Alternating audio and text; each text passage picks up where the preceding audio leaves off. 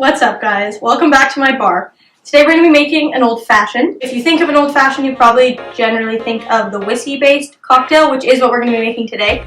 But old-fashioned actually refers to the old-fashioned style of building a cocktail before they were adding different liqueurs, syrups, juices, whatever you want to add. So the old-fashioned style of making a cocktail was actually just sugar, bitters, and spirit, which is what we're going to be doing today. You can technically use this style of building a cocktail with any type of spirit. You might see on some menus like a Oaxacan old-fashioned, which would be with tequila. You might see a Russian old-fashioned, which would be with vodka. I've never actually seen that on a menu, but I'm sure that that exists somewhere.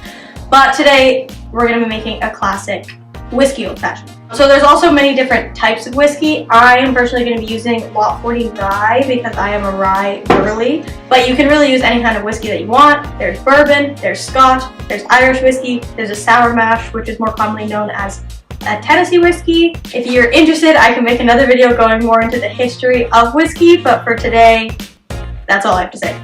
There's definitely different ways to make an old-fashioned. I'm definitely not saying that my way is the only way. Every bartender has their own spin on everything they do. You can, like some like to make them in a stirring glass. I personally just build it right in the rocks glass, but that's just me. The first thing that you need is a sugar cube. Put that on the bottom of your glass. We're going to use some Angostura bitters. I personally like to use a lot of bitters. Some bartenders will do less bitters and add a splash of soda water. I just like a lot of bitters, so I'm going to go in with a lot of bitters. And then we're going to muddle it. Next, this order is optional, but how I like to do it, I like to put a cherry in now, and I also like to add a little bit of the juice. Again, there's no wrong way to do this, this is just how I like to do it. Now we're going to go with our ice, and then we're going to add 2 ounces of our whiskey of choice, which today is the Lot 40 rye.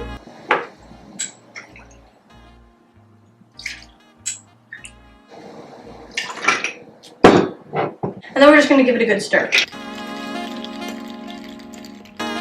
So there are technically 2 different ways of building. There's like a slow old-fashioned and a quick old-fashioned.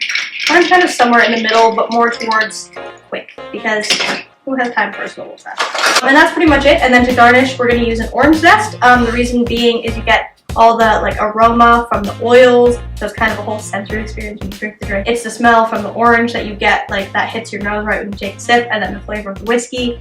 It just goes very nice together. So I'm going to go ahead and peel a little zest here. Okay, I just went ahead and cleaned up the edges a little bit off camera. You don't have to do this, but it does just make it look a little bit more polished. Now I'm just kind of twisting to release some of the oils on the top of the drink. Give it a little rim around the glass, stick it in the side. And that's it. That is a classic rye whiskey old-fashioned.